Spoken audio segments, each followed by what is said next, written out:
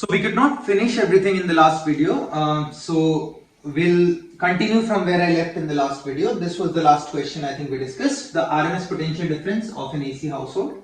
So we'll continue from there and we'll try to finish everything in this particular video. If the average power used over time by an electric light is 75 watt, what is the peak power? So if you remember, the average power is given by V effective times I effective, which is V max over root 2 times I max over root 2. This is power max. So this is P max over root 2 times 2, root 2 is 2, and this is P average. They have given you if the average power is 75, so this is 75, they want what is the peak power. Peak means maximum, remember. So what is the peak power? So that is P max or P peak over 2, P max comes out to be 150 watt. You can solve it. An AC generator delivers a peak potential difference of 425 volt. What is the V effective? So this is the peak potential difference. Peak again, maximum. So this is V max. We want V effective. V effective is V max over root 2. And you will get the V effective, whatever it is. The resistance is 5 into 10 to the power 2 ohm. What is the effective current? If I have the V effective, I effective will be V effective over R. I have the V effective, I just have to divide it. You will get the current, effective current. The figure shows an electric circuit consisting of a resistance of 240 ohm connected to an alternating voltage source where the maximum value of the potential difference between its two ends is 100 volts. So alternating voltage source, so AC is there. This is V max, maximum voltage. Resistance is 240. An ammeter and voltmeter are used to measure the current and potential difference. Remember, whenever with an AC circuit we connect an ammeter and voltmeter, it always measures the effective value. It does not measure the peak value, it measures the effective value. Or in other terms, RMS value. An ammeter and voltmeter are used to measure the current and potential difference between the two terminals of a resistor. Which of the following represent the reading of both the ammeter and the voltmeter? We need to check. I think this is the circuit here. So you can see that voltmeter is connected in parallel, which is fine, and ammeter is connected in series with the resistance. This is V max, that is 100 volt.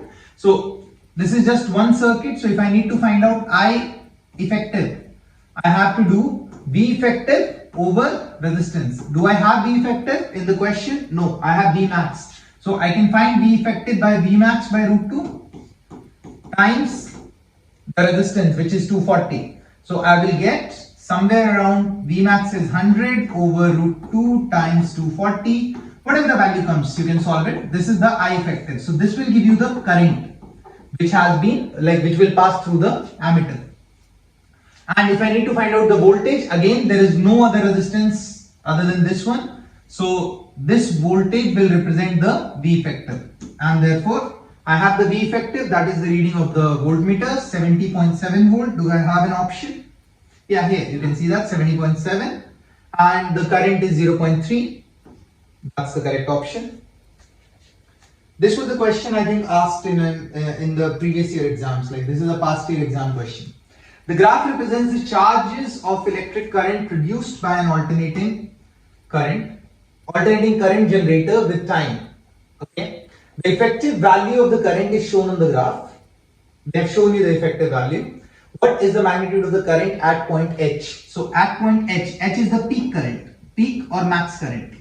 So if I have the effective current, I have I effective. So I effective is I max over root 2. So I max will come out to be I effective times root 2. So whatever the value is, just multiply it with root 2. Whatever the value comes, that is the answer. Okay, that's 5 ampere here. An AC generator that delivers an effective potential difference of 280 volt. This is the effective. It is connected to an electric heater with a resistance of 70 ohm. This is R. What is the effective current in the heater? Easy question, simple Ohm's law. I effective is equals to V effective by R.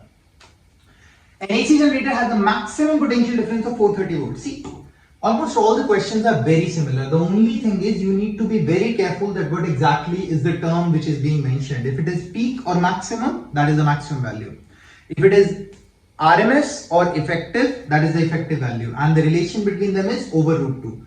Only for the voltage, current, and you can use it for power, that power average is equals to half of the power maximum. These are some relations. Resistance remains same throughout, it doesn't change. What effective potential difference? An AC generator has a maximum potential difference. I have Vmax. Effective I have to find out, just divide it with root 2. An AC generator develops a maximum potential difference of 170. What is the effective potential difference? Same question, just divided by root 2. Okay. An AC generator develops a maximum potential difference of 100. What is the effective potential difference? Divide by root 2, same thing.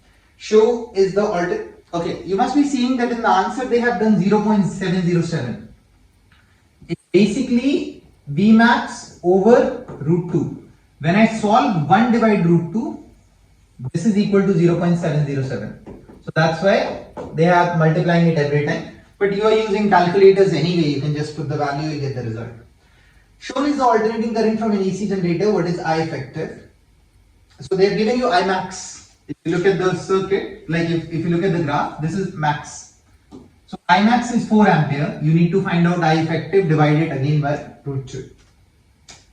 An AC generator used to power a water heater with 40 ohm resistance. The effective value of the current passing through the heater is 5.5 ampere. What is the effective voltage provided by the generator? So if I have the current passing through the heater is 5.5 ampere. This is I effective. I have the resistance. So V is equals to I times of R.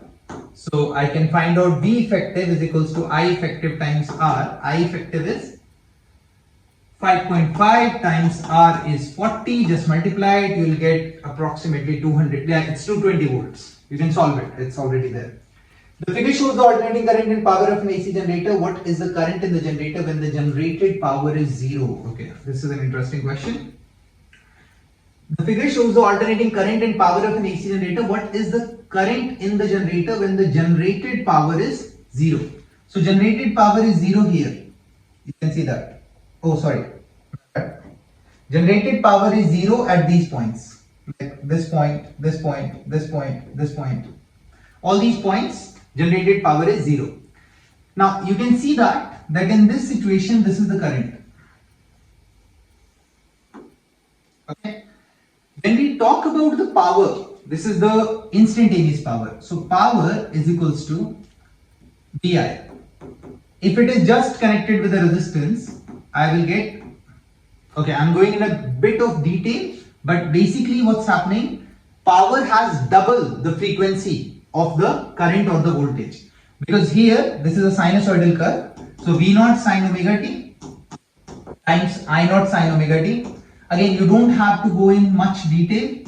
I'm just giving you a reference. This becomes V0 I0 and this becomes sine square omega t. Sine square omega t. Now power will become 0 only when this will become 0. And this will become 0 only when this part becomes 0, 180 degrees, that is pi, 2 pi, 3 pi, 4 pi and things like that. So in that case it will become 0. And if we calculate the time to do that, so omega is basically 2 pi by capital T. So to get into the multiple of pi's or zeros or whatever, the T can be, it can be T by 2, it can be T, it can be 3T by 2 or anything basically, like every half multiple of the time. So therefore, in every one cycle of the wave, the power becomes 0 twice. That means the power becomes 0 here and the power becomes 0 here. So every time when the current is becoming 0 or whatever is the wave, in this situation every half time it is becoming, the power is also becoming 0. So what is the question? The question is saying what is the current in the generator when the generated power is 0? So at that point current is 0. Here power is 0, here as well it's 0, here as well it's 0, here as well it's 0. So in all these situations power is 0. So what will be the current? That is also 0. Again, you don't have to go in that much detail, you can just remember it. When the power is 0 in this particular situation, the current will also be 0. Question number 4, finally. Explain how transformers are used in the national grid system to transmit power through long distances with minimal power losses. Okay. Majorly, transformers work work on the principle of mutual inductance. Mutual inductance. That means the flux passing, the magnetic flux generated by one coil when it passes to the second coil, therefore an EMF is generated because the flux is changed. It works on the principle of mutual inductance. Energy remains conserved. And remember, if we have to use transformer, the current must change. That is, the input current must change. So therefore transformers work with AC, but they don't work with stable DC. That means fixed DC. If DC is continuously changing, rising and falling, then it can work. But transformer works only with AC because AC is an alternating current and it keeps changing with time. Now, when we talk about this, we have two coils. This is coil number 1. Usually we represent it with input, and this is coil number 2. This is the output. This is input. This is output. So basically whatever input I give it to this primary coil, this is called input or primary coil. When I say coil means the solenoid. Primary coil. Now, when the current will pass through this, there will be a magnetic field which will be generated. This magnetic field will pass through this. And this magnetic field, if it will change, then there will be an EMF according to Faraday's law. And that EMF, I take it as an output. The energy remains conserved. That means whatever energy is generated here, the energy generated here will also be same. If we consider the idealistic situation, that means the efficiency of the transformer is 100%. Obviously, in practical life, it's not the case. The efficiency is lesser. But we say that power input must be equal to power output. And if we use the power output is equal to, or power input is equal to power output, in ideal case, this is ideal situation, remember. So power is VI. Power is equals to V times of I. So I can say that this is the primary coil. I can say that VPIP is equal to VSIS. This is secondary coil. This is primary coil. Primary is the input, secondary is the output. VSIS. So I get a relation VP times IP is equals to VS times IS, or if I bring it down here, it will become VP by VS is equals to IS by IP. So you can see that this is one part of the transformer equation. And when we compare the fluxes, like the flux on this side and the flux on this side, then what happens? It is equivalent to the number of turns. That means it depends on the number of turns. So it is also equal to NP by NS. I have a relation which is NP by NS is equals to VP by VS is equals to IS by IP. And this is called transformer equation. To change the voltage, like whatever, let's say I'm giving it 100 volt and 2 ampere of current. Okay, so the power generated here is 100 times 2, that is 200. That is the power, 200 watt. Now in this side, if the number of turns are lesser, so the voltage which will be generated here would be less. And if the voltage would be less, so let's say if the voltage is 50 volt. I don't know, I'm just taking a number, 50 volt. This number 200 must be same, because the power input must be equal to the power output. So 100 times 2 is 200. 50 times what should be 200? That is 4.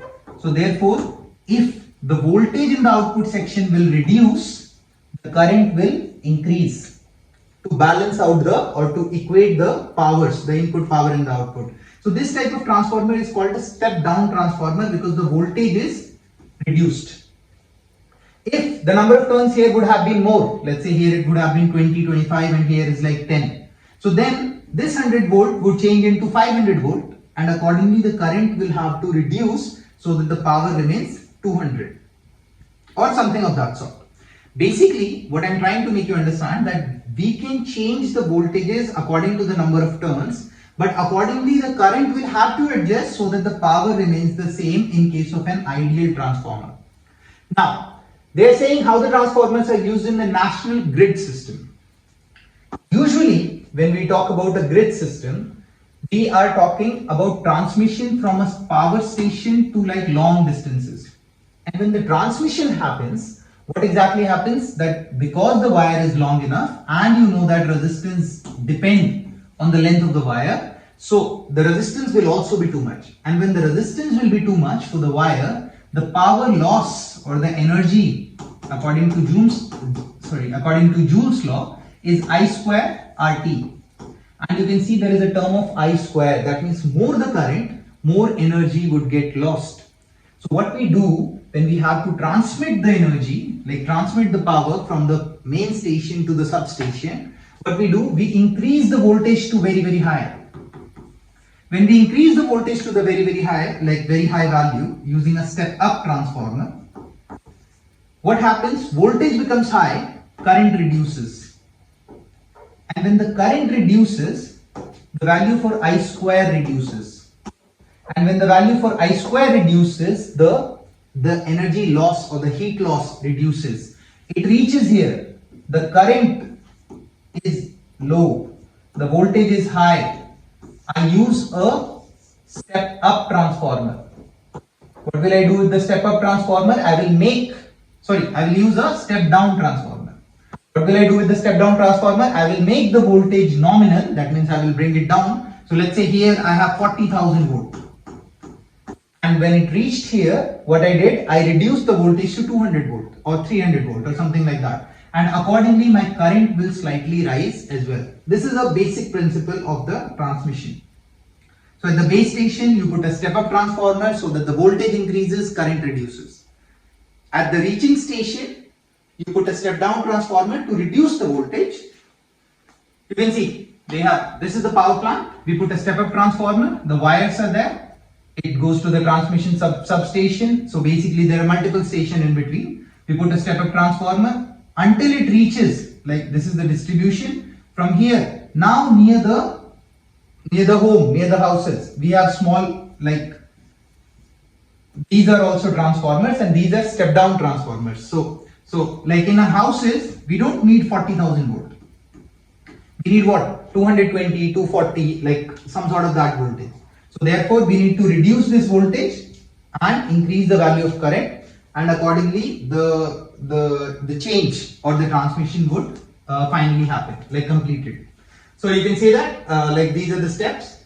We put the generators, power plant, step up transformer, transmission.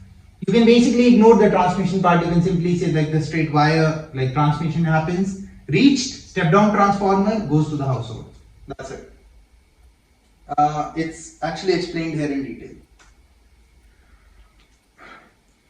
Long distance transmission of electrical energy is economical only when keeping the wasteful energy through the transmission lines low. The figure shows the transmission of electricity from the generator to a house. What type of transformers 1 and 2 are used? So one is the step up transformer, as you can see. One is the step up transformer because this is the starting point, the main station, and this is the substation from where the transmission would further happen. Number 2 is the step down transformer. The figure below shows the transmission of electrical energy over long distances in which the electric current is reduced in order to reduce the energy lost in the transmission wires in the form of heat, and thus increases the transmission efficiency. Which choices in the table represent the correct name according to the numbers in the figure shown below? So number 1, like we generate the electricity here. So this is the dynamo, this is the generator, this is the wind power main. This is the step up transformer, reaches here, step down transformer to the household. First option is correct. Question 5. Relate the turns ratio of a transformer to its corresponding voltage ratio and apply the ideal transformer equation to solve numerical problems. I just explained it to you. So basically it is NS by NP or NP by NS. You can use, this is usually called transformer ratio. BP by BS, IS by IP. Think, the currents are just reverse. The numbers and the voltages are in the same ratio, that is they are directly proportional. Because as per Faraday's law, I am concerned about the voltages and number of turns and voltage, like number of turns are directly proportional to the flux and therefore the voltage. But the current, because the energy needs to be conserved, remember transformer works on the law of energy conservation and mutual inductance. So therefore it reverses because VI needs to be constant. I have two types of transformer. If NS is more than NP, that means my secondary coil, the output, secondary, this is output, this is input. This is what I'm giving, this is what I'm receiving. So if Ns is more than Np, this is called a step up transformer. If Ns is less than Np, this is called a step down transformer. A step up transformer will increase the voltage, output voltage. A step down transformer will decrease the voltage. They might ask you, is it also changing the energy when increasing the voltage? The answer is no, because when the voltage increases, the current reduces so that the combination remains constant. And when the voltage decreases, the current increases so that the combination remains constant. So there is no change in the energy, other than the energy loss, obviously, in the idealistic situation. Yeah, this is the these are the terms, and as I told you, Ns by Np is called the turns ratio, the secondary over the primary. And sometimes, like, they also call it as Np by Ns, number of turns, the ratio. So depends in what situation what are they taking. A step down transformer has 7500 turns on its primary coil and 125 turns on its secondary coil. The potential difference across the primary circuit is 7.2 kilovolt. What is the potential difference across the secondary circuit? So step down transformer. So first thing, my output voltage Vs should be low. It's a step down transformer. Has 7500 turns on its primary coil. This is Np. 125 turns on its secondary coil, Ns. The potential difference across the primary circuit is 7.2 kilovolts. So this is Vp. I need to find Vs. Use the equation, you'll get the result. If the current in the secondary circuit is 36, what is the current in the primary circuit? Again, easy. You have to use the equation. You can use Np by Ns is equals to Is by Ip. You can also use Vp by Vs, because now you have both primary and secondary. You'll get the result. Calculate input power. Even the output power will be same, because this is the ideal transformer. So input power will be VPIP. Output power will be VSIS. If you want, you can try even VSIS. It will come out to be as the same result, 4320 watt. A generator supplies 100 volt to its primary coil of a transformer. The primary coil has 50 turns and the secondary coil has 500 turns. What is the potential difference in the secondary coil? Similar question. Supplies 100 volt to the primary coil of a transformer. So it supplies, this is Vp, primary coil of a transformer. The primary coil has 50 turns, Np, and the secondary coil has 500 turns, Ns. What is the potential difference in the secondary coil? You need to find Vs. You can. A transformer connected to 250 volt produces 50 volt in its secondary coil. What are the number of turns on its primary and secondary coils? A transformer connected to 250 volt produces 50 volt. Okay. It is connected to 250, it produces 50. So input, that is, this is Vp, and Vs is 50. So Vp by Vs is basically 250 by 50, that is 5, is equal to Np by Ns. What do they want? What are the number of turns on its primary and secondary coils? So the ratio Np should be equal to 5 times Ns. It is a step down transformer, remember. So there should be a primary is 200, secondary is 20. No, the ratio is 10. Here the ratio is 1 by 10. Np by Ns is 5, remember. Np by Ns is 5 here, Np by Ns is 1 by 5 here. So this is the correct option. The primary coil of an ideal transformer has 100 turns and the secondary coil has 600 turns. Which statement is correct in this case? Secondary coil has 600, primary has 100, so it's a step up transformer. The primary current is 6 times the secondary current. Yeah, the secondary voltage is 6 times the primary voltage, but the primary current Is, Ip. So if the voltage is more, current will be less. So 6 times of Is. So the primary current is 6 times the secondary coil. Ip is 6 times Is. Primary current is 6 times the secondary coil. A transformer is a device used in AC circuits. Which of the following does the transformer change? The transformer changes the potential difference or the voltage. Does it change the frequency? No. Resistance? No. Heat? No. In fact, there is a heat loss. That's another situation. Power in secondary coil is not. Okay. Now, in realistic situations, transformer is not idealistic. That means there is a power loss. And if there is a power loss, we call something called efficiency. Now, efficiency is output power over input power times 100%. So, like say if a transformer has like 50% efficiency, That means the energy which has been output, like which is in the output, that is 50% only of the input energy. So the power we use VI. Now remember, the voltage generation will be same. The current will reduce to accumulate the efficiency element. We'll do a question, you'll understand this better. A step-up transformer has 300 turns on its primary coil and 90,000 turns in its secondary coil. The potential difference of the generator to which the primary circuit is attached is 60 volt. The transformer is 95% efficient. First of all, assume it is 100% efficient. Now, step-up transformer has 300 turns on its primary coil, so NP. This is NS, 90,000 turns. The potential difference of the generator to which the primary circuit is attached, this is VP. So first job, assume it to be a 100% efficient transformer. NP by NS will be equal to VP by VS. I have this, I have this, I have this, I can find VS. This is the voltage I get. VS comes out to be 18,000 volt, whatever the value is. Now calculate the primary power. The primary power will be VPIP. I have the voltage. Is there the resistance? Okay, we don't have the resistance, whatever is the value, but that's completely fine. So what we can do is we will simply go with the expression. Now we know efficiency is output power over input power times 100%. Output power is VSIS, input power is VPIP. I need to find out the current in the secondary. Oh, okay, fine, they have given it. Sorry, my bad. The current in the secondary circuit is 0.5 ampere. That means I have IS. I have VS here. Okay.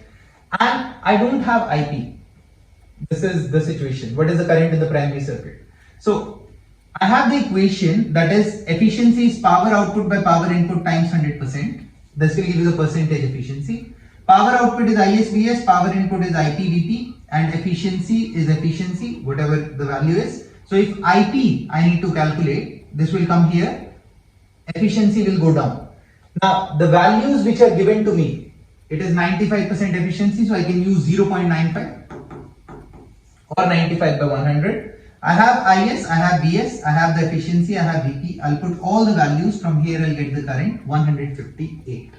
Whatever the value comes out to be. All you have to do is just output power over input power. That is the percentage efficiency, remember, into 100%. So when we are saying like into 100%, we are basically putting this particular 100, like putting this. When we use the 100%, we are using it as 95. When we remove the 100%, we use it as 0.95. Remember, because the percentage is calculated over 100. So you can find it out. What are the values of V2 and I2 in the transformer below? We have given almost everything. Okay, you can see here the power is 1500 watt, the power is 1500 watt. So this is the 100% efficient transformer. It's an ideal transformer. The number of turns here is 1, 2, 3, 4. The number of turns here is 1, 2, 3, 4, 5, 6, 7, 8. So the ratio is 2. It's a step-up transformer. Step-up transformer. So this is 300. I can directly say this will be 600.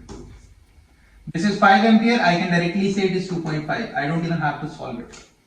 But again, you have to solve it. So you can put the values in the equation and eventually you will get it. How did I get it? Because the number of turns ratio is 2. Here it is 4, here it is 8. So the voltage will become double, the current will become half. That's how I solved it. What is the function of the transformer below? You can see the transformer. It is a step-up transformer. Number of turns in the left are lesser than the number of turns in the right, so it will increase the voltage. Shown in the diagram of a transformer, what is the physical principle that the transformer depends on? Mutual inductance. And what is the type of transformer? Step-up. Shown is a transformer connected in a circuit. Which of the following is correct? Above the light bulb, radiance. Okay, first of all, it's DC. So what will happen? And there is a switch. What will happen? The moment I will turn it on, what will happen? A current will start flowing through the circuit. Some flux will pass through this. That means there is a change in flux. And therefore this bulb will light up. But if the switch remains on, that means the current becomes constant and the flux becomes constant. And if the flux becomes constant, there will not be any potential difference because there is no change in flux. That is the Faraday's law. So if there is no change, the bulb will turn off. What are they asking? The bulb will light always whether the switch is on or not? No. The bulb will turn on and off for a long time after switch is closed? No. The bulb will light for an instant when the switch is closed, correct? The bulb will light constantly after the switch is closed. No, only this. The bulb will also light if I turn it off, because then also it is going from some flux to zero. So whenever there is a change, so if I keep turning it on and off, then the bulb will keep lighting on and off. If I do it fast enough, we might not even see the movement of the light bulb, basically. Not the movement, whether it is lighting off or on. Define electromotive force EMF and specify its units as volt. So EMF is basically voltage or potential difference. There are different terms: potential difference, voltage, or EMF. Actually, EMF is the maximum potential difference a battery can offer, but you don't have to go in that detail. There is a slight difference between both of them, but here we'll consider them as same. Use the equations listed in the box and your math skills to prove that EMF is measured. Okay, fine. I mean, this is the measurement of the EMF. So if I have a rod, let's think of it in this situation. Like, let's say there is a cross magnetic field and there is a rod. This rod is being moved. I think the first question was similar to this, first or second, I don't remember. So this rod is being moved with the velocity v. Now when it is moved, there are charges on this particular rod. This is a metallic rod. Now what happens when it is moving? The charges on this particular rod are also moving, and therefore those charges will experience a force QVB sine theta. QV cross B, QVB sine theta. And when we calculate, like when those charges will experience a force on the metal or on the conductor, charges can move. So therefore, because the velocity is here, magnetic field is in, V cross B, like magnetic field is in, thumb is pointing up. So all the positive charges will start rushing up and they will get collected here. If I keep moving it, and all the negative charges will get collected here.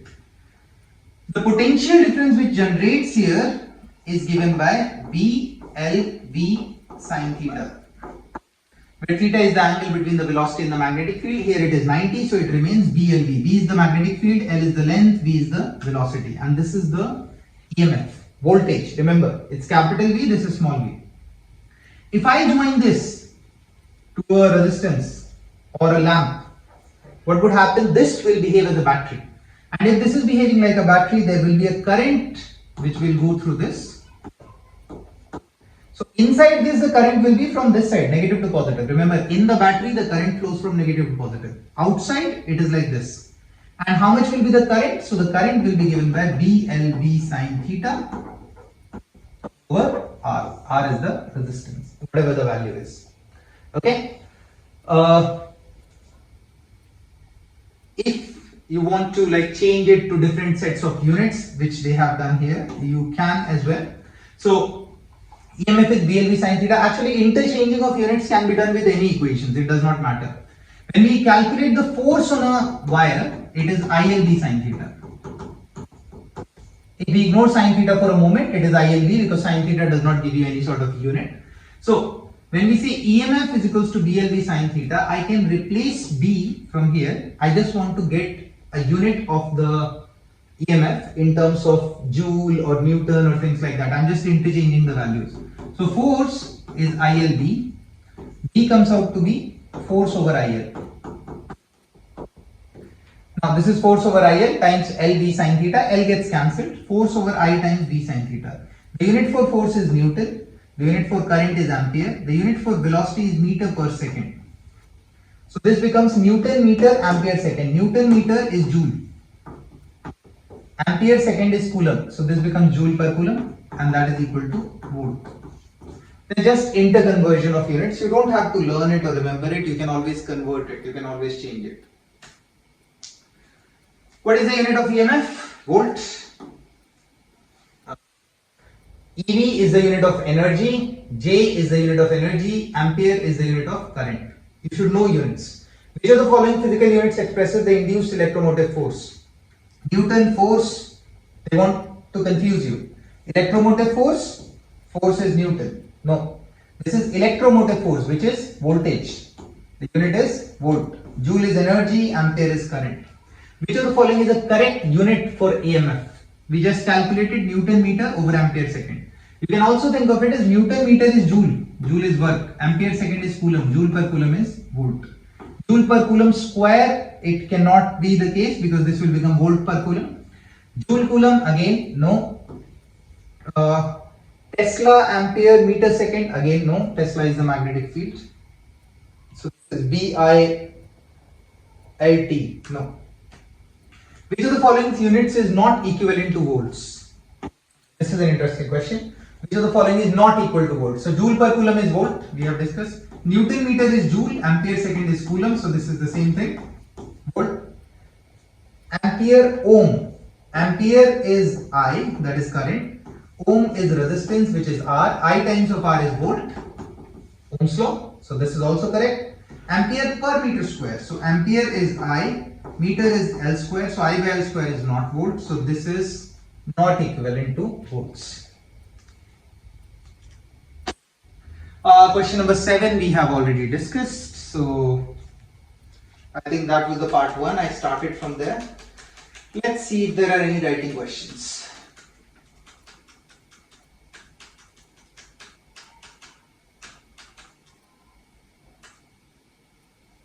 Okay, I'm not going to explain the topic. If it's something new, only then I'll explain the topic. Otherwise, we'll simply go with the questions.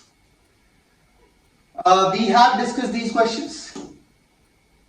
BLV sin theta, IR, straight wire, this question here as well. We have discussed it. A straight wire segment in a circuit is 30 meter long and moves at 2 meter per second perpendicular to magnetic field. Similar question, BLV sin theta.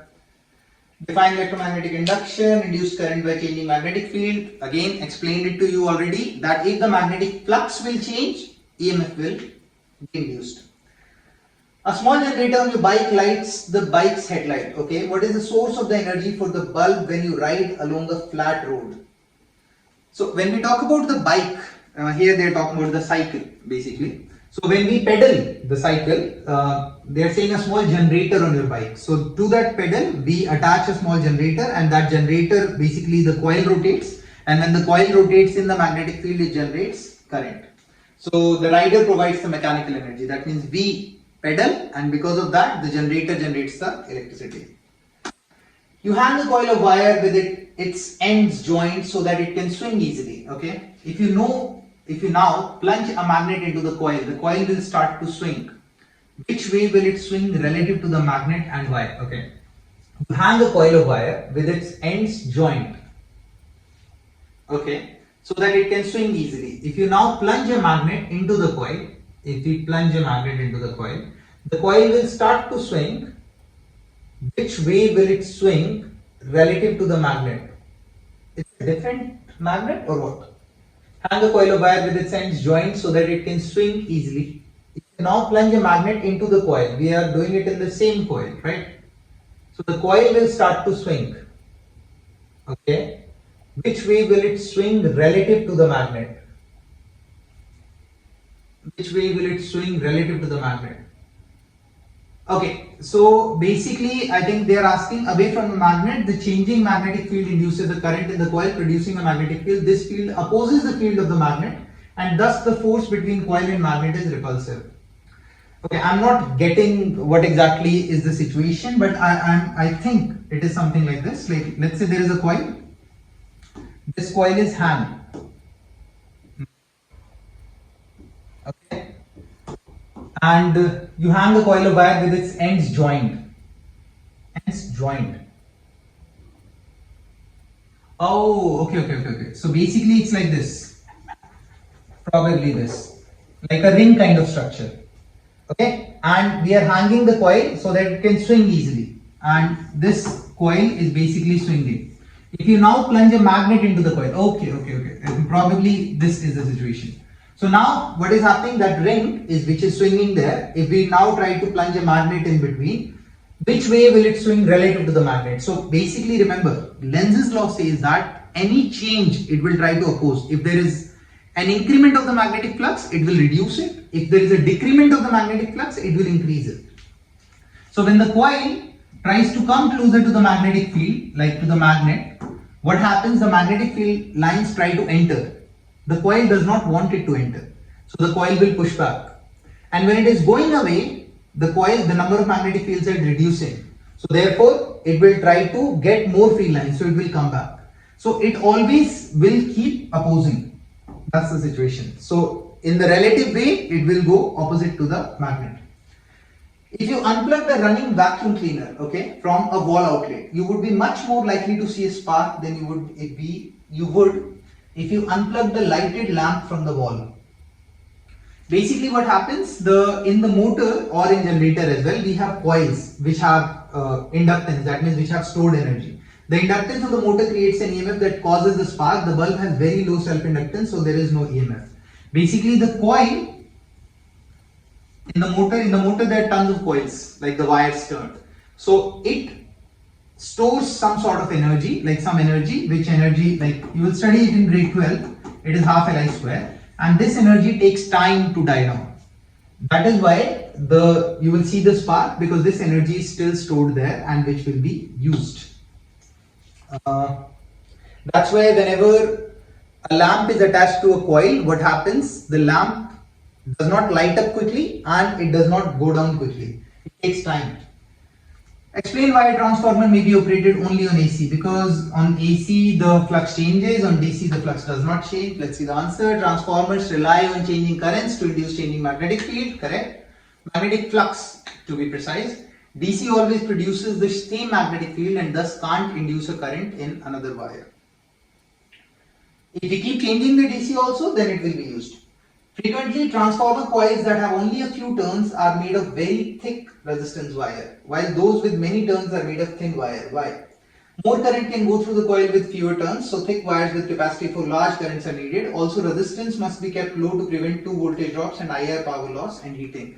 If you remember, more the cross section area, less will be the resistance. That is why we use that. Types of transformers: step up, step down. Isolation transformer is basically the primary and secondary. So we pass the similar currents, like the exact same number of turns and everything. What it does, that if there is any DC element, it just cancels it out, because the DC will not get transmitted in the secondary side. So it just purifies the AC. That's why we use the isolation transformer. Explain why a transformer may be operated only on AC. We have discussed this. Frequently, transformer coils that have only a few turns. Okay, yeah, it's repeating. Step-up transformer, refer to the step-up transformer shown in figure 15. Where is figure 15? Explain what would happen to the primary current if the secondary coil was short-circuited. The ratio of primary to the secondary current is equal to the ratio of turns and does not change. Thus, if the secondary current increases, so does the primary. When we say short circuit, means the high voltage and the low voltage, high potential and low potential are merged together. So the current will rush through it. The ratio of primary to secondary coil current is equal. Yeah, so basically if one current is increasing, the other will accordingly change. Good permanent magnets make good transformer cores. Explain. No induced EMF depends on changing magnetic field through the core. Permanent magnets are permanent because they are made of materials that resist changes. Yes, and permanent magnets are not that strong as well. We have discussed this. Step up transformer, step down transformer. Vp is less than Vs. Step up, like secondary is more, current will be less, and number of turns will be more. Step down, exact opposite. This was a question asked last year, I think. A horseshoe magnet is mounted so that the magnetic field lines are vertical. You pass a straight wire between the poles and pull it towards you. Okay, so basically we are pulling it towards. The current through the wire is from right to left, which is the magnet's north pole. Okay, a horseshoe magnet is mounted so that the magnetic field lines are vertical. Now, the velocity is here and the current is in this direction. So basically the thumb is pointing the current. So the curling should be there. So this should be north and this should be south. Because the current is here, so here it should be all positive and here it should be all negative. So right hand rule, the north pole is at the bottom. Correct. The current is here, so you can change, like you can use the right hand rule accordingly. What do we call the property of a wire to create an induced EMF that opposes the change in the potential difference across it? Property of a wire to create an induced EMF that opposes the change. When we talk about the opposition of the change, that is called self-inductance or self-induction. The magnet approaching the coil induces the current in the coil. Again, same situation. When we bring it closer, it tries to oppose it. So the number of field lines which will go in, it will create north here so that it can cancel it out. But if I am taking it away, if I am taking the magnet away, then it will create south because it wants to bring it back in. Remember, anti-clockwise, north. Clockwise, south. South pole. So here, if you look carefully, the current is here. So this side, it is going like this. So if I stand here and I look into this, I will see it a clockwise motion. Like the current is going in clockwise direction. So this is south, this is north. You hang a coil of wire with its ends joined. We have discussed this. When the magnet is approaching the coil, a current is induced in the coil. Which one of the following diagrams is correct? So I'm bringing south, it is generating south. Seems okay. I'm bringing south, it is generating north, wrong. I'm bringing south, it is generating north, wrong. I'm bringing south, it is generating south, maybe correct. Okay, these two are okay. Now let's check which one is south. So the current is going here and the current is coming like this. If I look it from here, the current is coming from behind and it is coming like this. So which is anti-clockwise? Anti-clockwise is south? No. Anti-clockwise is north. Here the current is coming like this. So this is south. This is correct. This option is right. Lenz's law is used to find the direction of which of the following? Induced magnetic fields.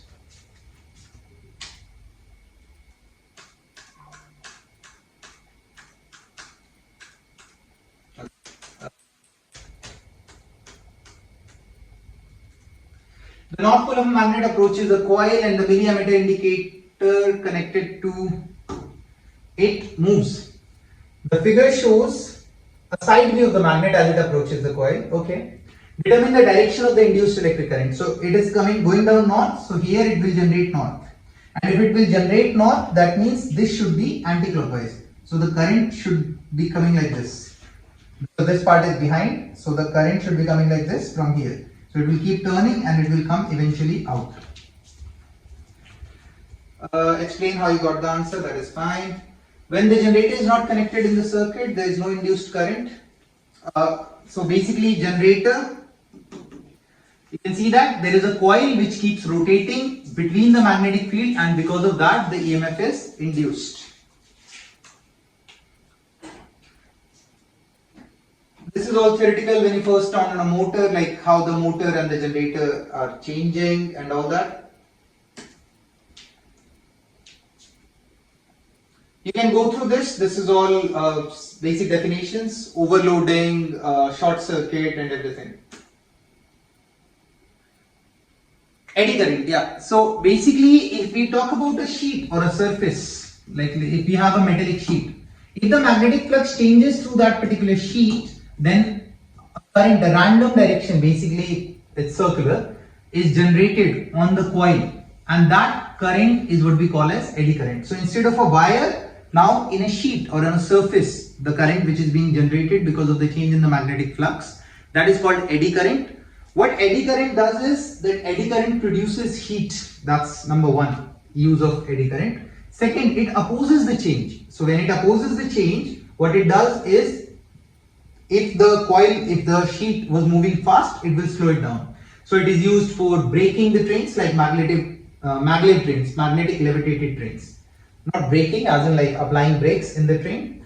It is also used as a pendulum, like an electromagnetic pendulum, to balance out buildings. Because any change in the motion, the eddy current or eddy current on the sheet basically stops it. So these are some examples you can see here. This is the sheet which is moving. So when it will pass through here, the current will get generated in the particular sheet and therefore it will slow down when it will go from here. That's called damping of an oscillation. It was going fast and the moment it will enter the magnetic field, it will slow down. Electromagnetic levitation, again similar situation.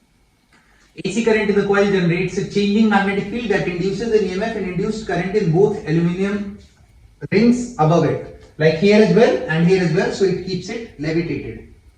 You can go through it again. Magnetic levitation strains. I've told you this in the class that it remains, like it stays up, and the braking capacity here, what happens is that we use eddy current to stop the particular train, and because of that the jerks are less.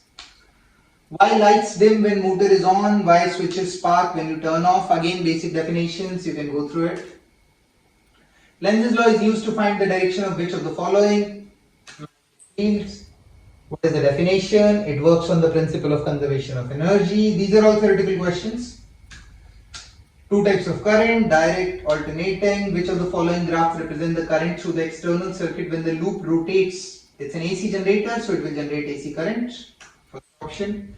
The graph shows the changing induced current. At which point does the current change direction? 2, 4. At these points the current changes its direction. When it's down, the change of the direction. Negative current means reverse direction. And that's it.